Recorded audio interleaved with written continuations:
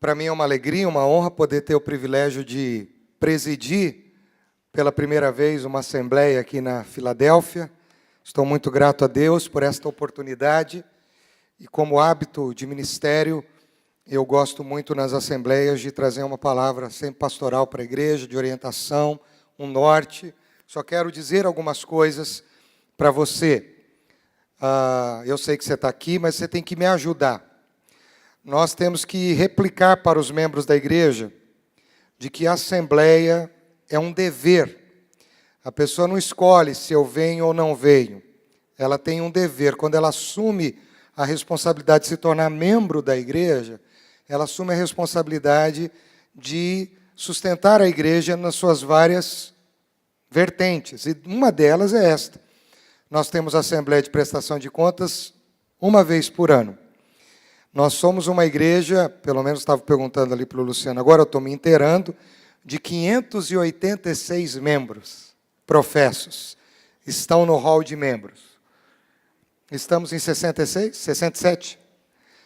Então é importante vocês nos ajudarem, porque o membro deve participar da vida da igreja. Porque vocês têm dúvidas, vocês contribuem, e é importante vocês saberem o que acontece. E a partir deste ano, o nosso momento de assembleia mais importante vai ser de manhã. O culto é para a gente ter uma outra finalidade. Culto é culto, assembleia é assembleia. Bom, eu aprendi isso, tá certo? Uma coisa é uma coisa. Agora, se nós fôssemos uma igreja de 5.000 membros, que a gente tivesse 4, 5 cultos, faria sentido a gente ter que... Mas a gente ainda não chegou lá. Tá bom? Eu vou repetir uma palavra, eu fiz algumas adaptações aqui, que eu preguei no primeiro ano, quando eu cheguei aqui há 4 anos atrás, sobre contribuição. Nós também, como a filosofia, o Conselho tem conversado sobre isso, nós não queremos ficar cobrando os membros daquilo que eles precisam ter como responsabilidade. E a vida de contribuição, a vida financeira de cada membro, ela não é uma responsabilidade que ele assume com a igreja. Você não é dizimista de uma igreja. Você não é dizimista de um pastor ou de um conselho. Você é dizimista do reino. E a igreja que você frequenta é o lugar que Deus te plantou para ali você poder semear através dos teus recursos. Mas o compromisso que nós temos com a nossa vida financeira, ela não é um compromisso com uma igreja local. Ela é um compromisso com o reino. Mas ela é um compromisso com a igreja local, por quê? Porque você também é membro dessa igreja. Você usufrui da estrutura desta igreja, e esta igreja precisa contar com a sua fidelidade na vida financeira. Há uma estatística antiga, eu até perguntei isso para a Sônia, acho que uma semana muito difícil, mas menos de 40% dos membros professos de uma igreja, eles são dizimistas. É uma estatística antiga. Então, uma igreja de 100 membros, 40 são dizimistas fiéis, 60% ou são ofertantes sazonais ou não dão nenhum tipo de contribuição.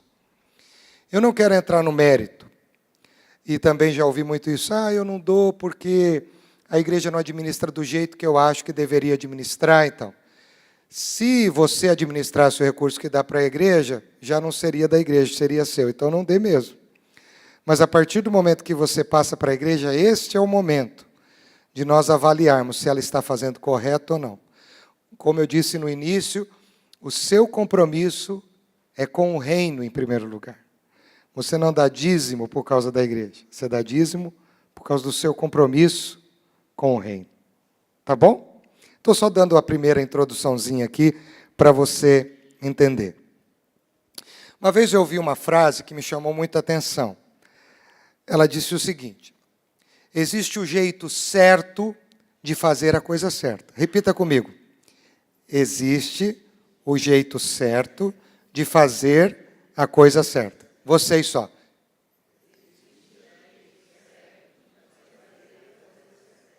Isso é maravilhoso. Agora, tem um segundo princípio. Existe o jeito errado de fazer a coisa certa. Diga comigo.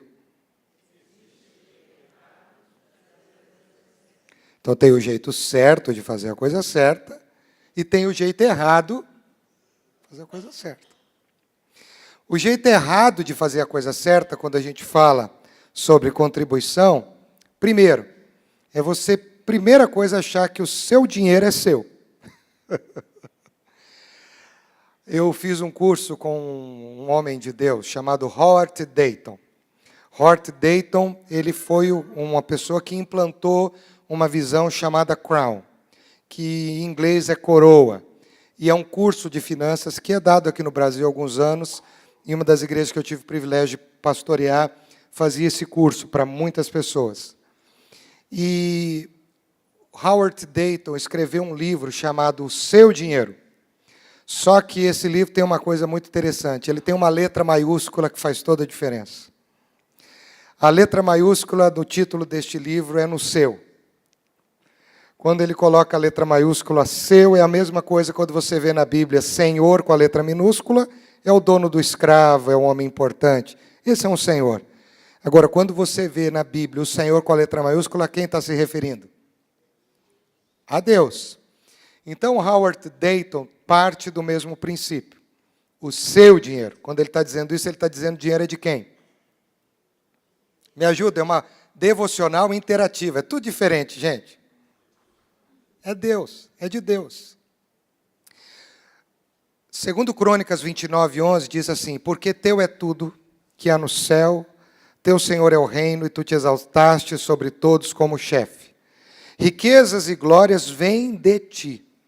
Tu dominas sobre tudo, e nas tuas mãos a força e o poder. Então, teu é tudo. Se de Deus é tudo, o dinheiro é dele ou não? Tudo é dele. O seu dinheiro é seu? Sua vida é sua? Sua família é sua? É porque dele, por meio dele e para ele são todas as coisas para sempre, sempre, glória pois a ele. Amém. E eu percebo que nós, como igreja, poderíamos avançar muito mais, com projetos, com investimentos, em prol do reino. Mas o que nos trava numa sociedade capitalista de bem e consumo é uma característica básica.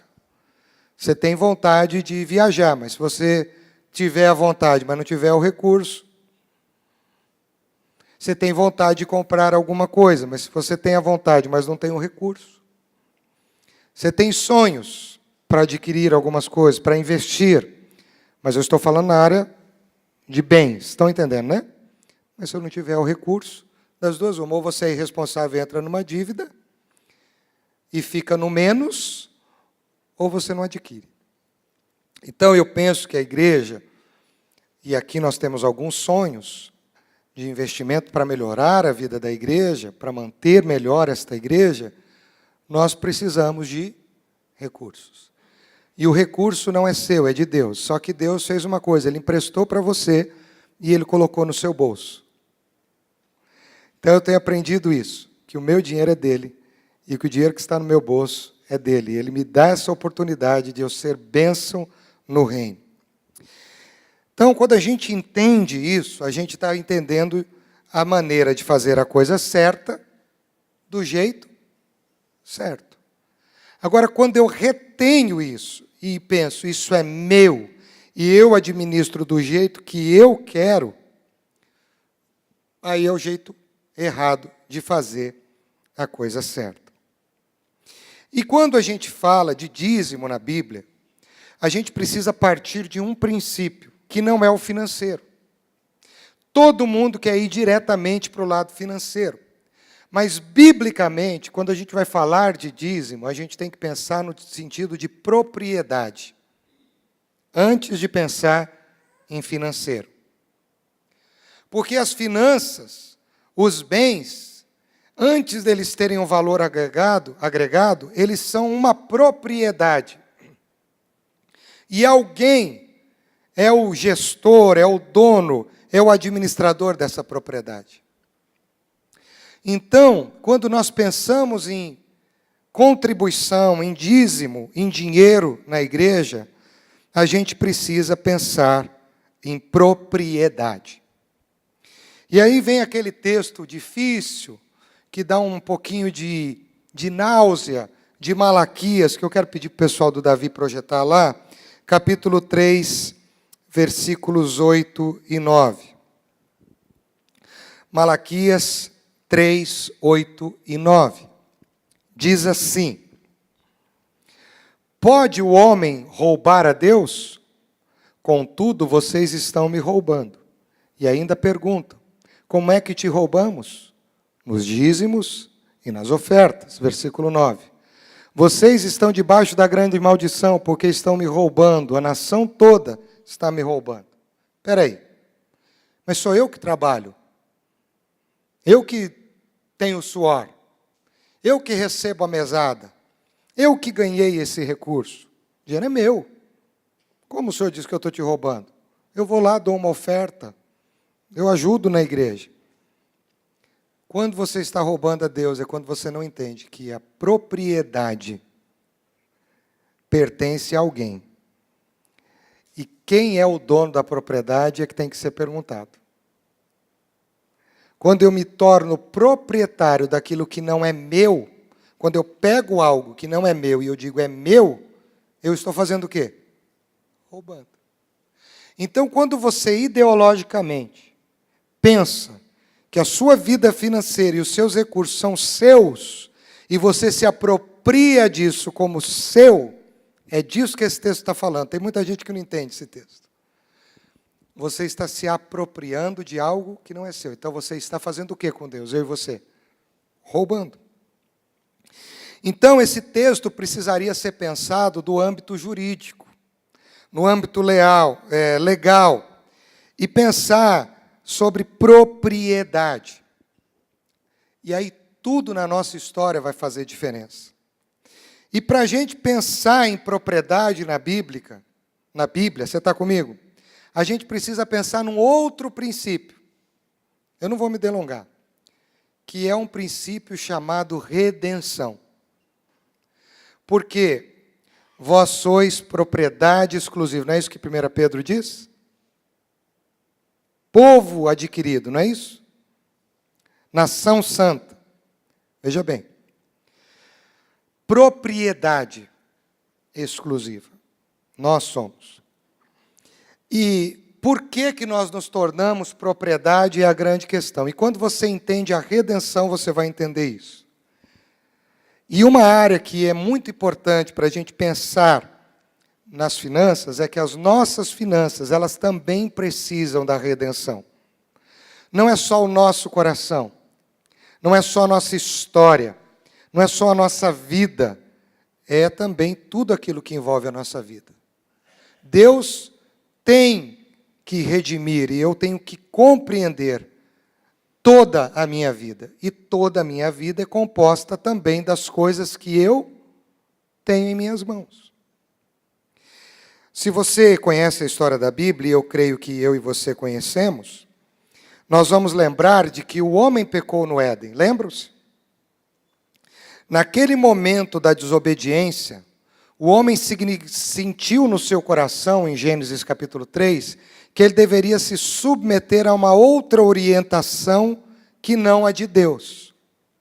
Deus disse para Adão, em Gênesis 2, de toda árvore do jardim você vai comer livremente. Mas da árvore que está no meio do jardim, você não deve comer dela. Porque no dia em que dela comerdes, certamente morrerás. Aí vem o capítulo 3. Entra uma outra personagem na história, que é uma serpente, que está possessa de um espírito maligno, do próprio Satanás. E Satanás, usando a serpente, ele diz para a mulher, eu tenho outra palavra para você. Não vai morrer. Você vai ser igual a Deus. Vocês vão conhecer o bem e o mal. Vocês terão mais poder. Vocês terão mais amplitude na vida de vocês. terá mais significado. Eu tenho uma outra palavra para vocês. Você se lembra de qual palavra os dois decidiram cumprir, ouvir? A palavra de Deus ou da serpente? No momento em que o ser humano decide dar ouvidos à serpente e seguir a sua orientação, a serpente se tornou o senhor do ser humano. E a partir daquele momento, nós caímos, e a Bíblia diz que por causa do nosso pecado nós somos separados de Deus. O ser humano teve legalmente um proprietário que ele decidiu. É como se ele tivesse dado uma procuração e dito assim: agora minha vida, minha história pertence a você, porque eu estou seguindo as suas orientações. E Deus disse isso para o homem, disse isso para a serpente, e o pecado entrou na história humana. Eu nem preciso falar do que tem causado. Naquele momento, foi estabelecido um plano na Bíblia, de Gênesis até Apocalipse, mas que tem seu ápice na inauguração do Evangelho de Mateus, no Novo Testamento, de Deus readquirir de volta a propriedade que era dele e que legalmente o diabo tomou por causa do pecado. Vocês estão me entendendo ou não? Então o homem precisa de redenção. E a palavra redenção, ela tem como significado tomar de volta algo que alguém te tirou. Redimir é você pegar de volta algo que já foi seu e que em algum momento você perdeu. Isso tem a ver com redenção. E toda a história da Bíblia é uma história de um Deus que ama intensamente e que está disposto a tomar de volta o que foi legalmente dado para o inimigo. Tanto é que Paulo diz que havia um escrito de dívida que estava contra nós. Vocês lembram desse texto ou não? Havia uma promissória assinada pelo homem, dando legalidade para o diabo trabalhar na vida dele.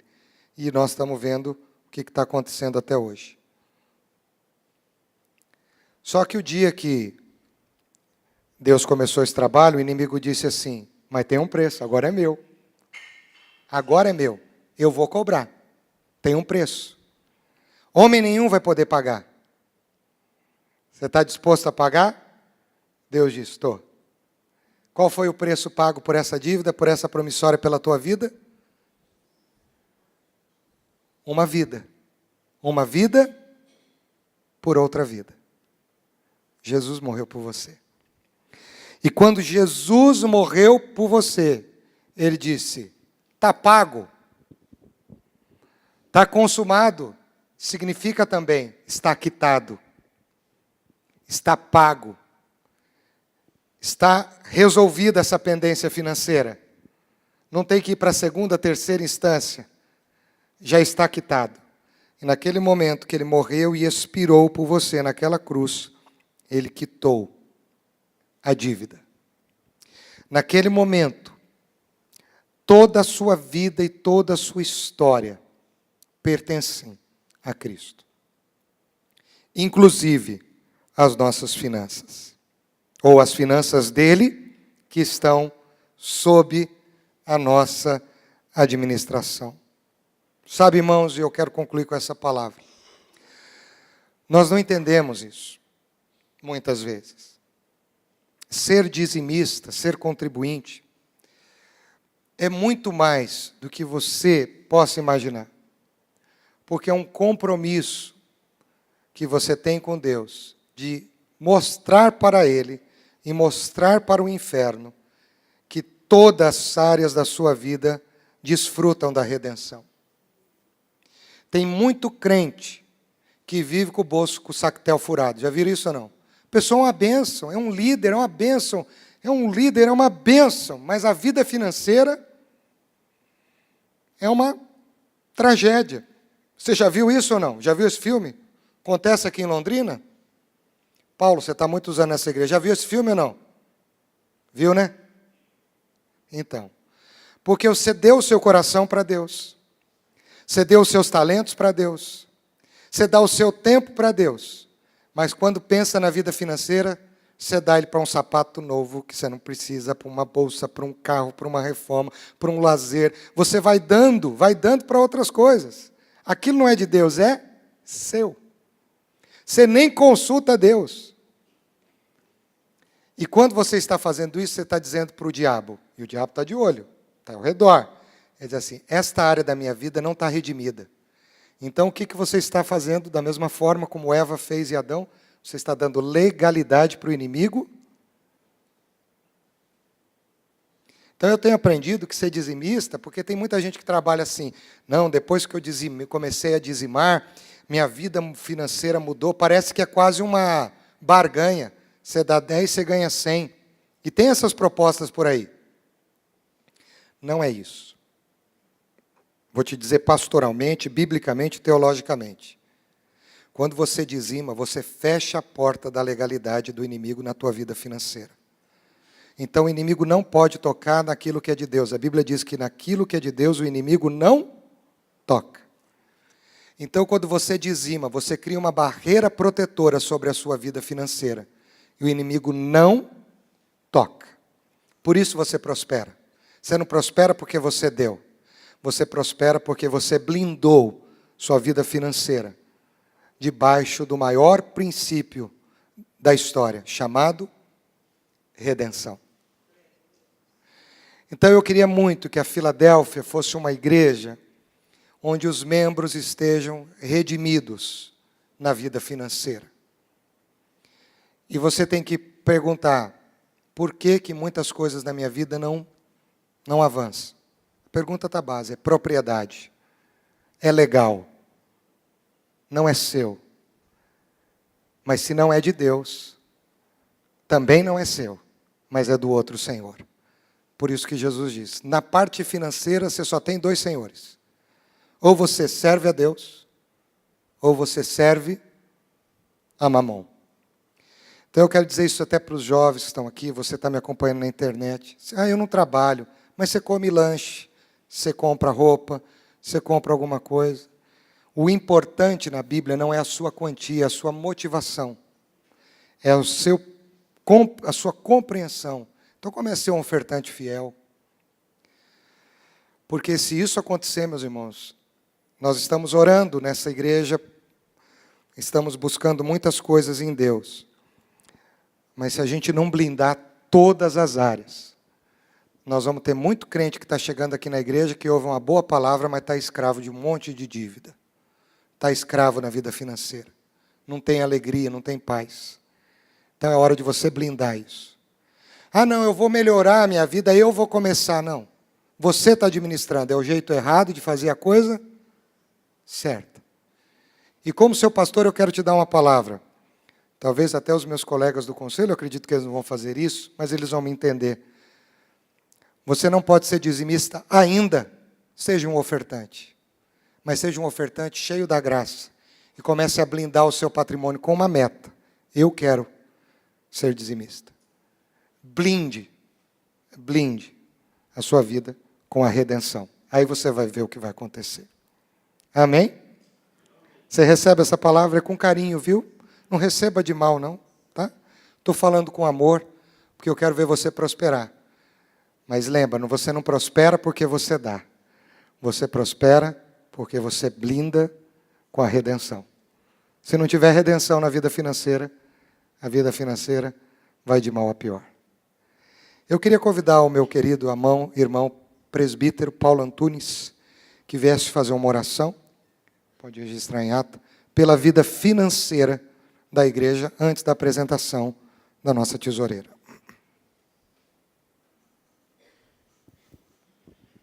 Peço à igreja que se coloque em pé.